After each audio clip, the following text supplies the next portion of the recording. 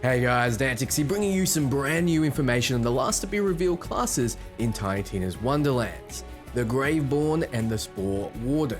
They'll be joining the already revealed classes the Berserker, Clawbringer, Spellshot, and Stabbomancer, so if you want to know more about those classes or more about this new standalone fantasy looter shooter, check out my other Wonderlands videos.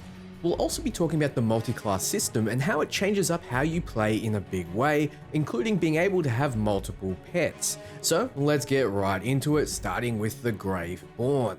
Devotees of death, Graveborns draw strength from the pain and passing of others, growing in power as they send the souls of their enemies screaming into the void. Where most fear death, the Graveborn revel in it, and even made it an ally. Aided by a powerful and ancient demi-lich bound to their service, the Graveborn knows that all power comes at a price paid in blood, whether that be of their foes or their own. The Graveborn is a master of kill skills, spells, and dark magic. They use their demi-lich companion and sacrificial action skills to enact suffering upon their enemies, even at the cost of their own life force. Any spell cast by the Graveborn will cause the demi-lich to cast a unique spell of their own, as well as triggering kill skills to summon hellish minions. So think of them as a necromancer combined with a warlock. Their passives give bonuses when things die, summon minions, and give bonuses to spells and your abilities.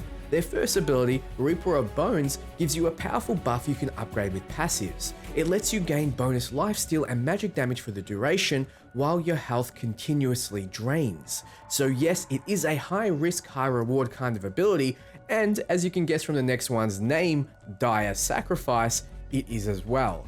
For sacrificing 20% of your current health, you deal dark magic to all enemies around you. Both of these abilities seem tuned a bit higher in terms of effectiveness in order to offset the cost.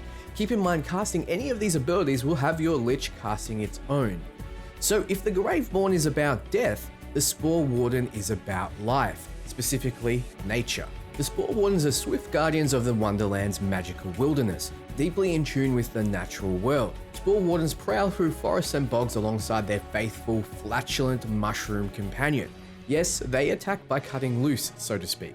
Spore Wardens are able to annihilate their foes from afar, showing off their mastery of both conventional firearms and a mystical summoned bow that unleashes a barrage of arcane arrows. Spore Wardens are gun and companion specialists, so expect their passive tree to reflect that. They can significantly boost the abilities of their companions and their allies while laying down withering firepower and slowing the advances of enemies with frost tornadoes.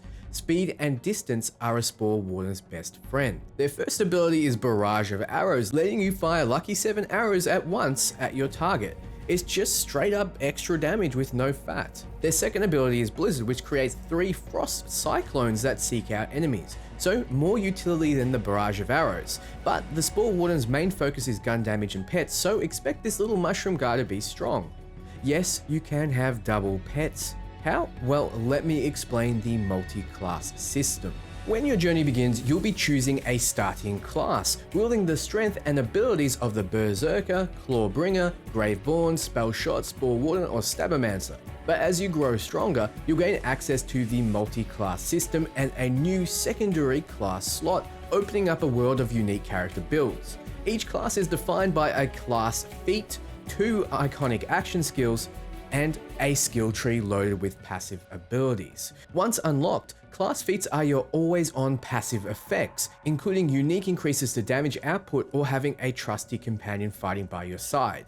Class feats are equally powerful whether they belong to your primary or your secondary class, with both having a huge impact on your playstyle and the stats and effects you should prioritize. If you opt for a multi-class combination of 2 companion classes, Clawbringer, Graveborn, or Spore Warden, both of your adorable attack-ready companions will always be fighting by your side.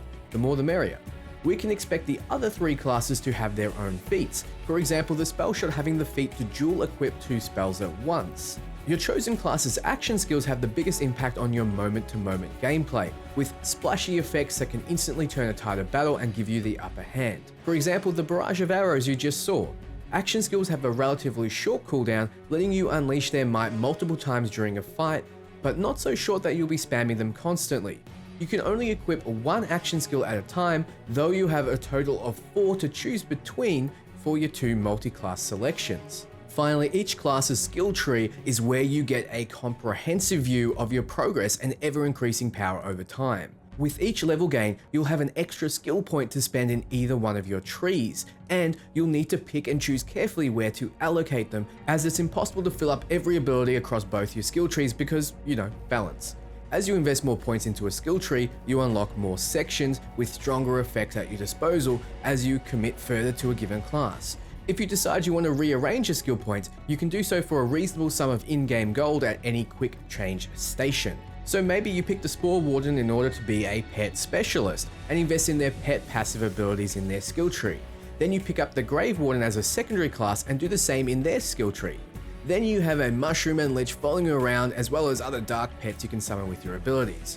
Consider your primary and your secondary class selections carefully, as they'll have a huge impact on the many ways your Fate Maker can stylishly vanquish evil. Once you've completed the main story campaign though, you'll unlock the option to switch your secondary class should you choose, but the primary class is forever.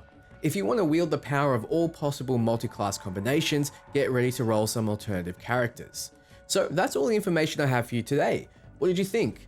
Now that all the classes are revealed, what are you going to roll and what secondary will you combine with it? Let me know below. So for everything Wonderlands and RPG, you're on the right channel. Ciao friends.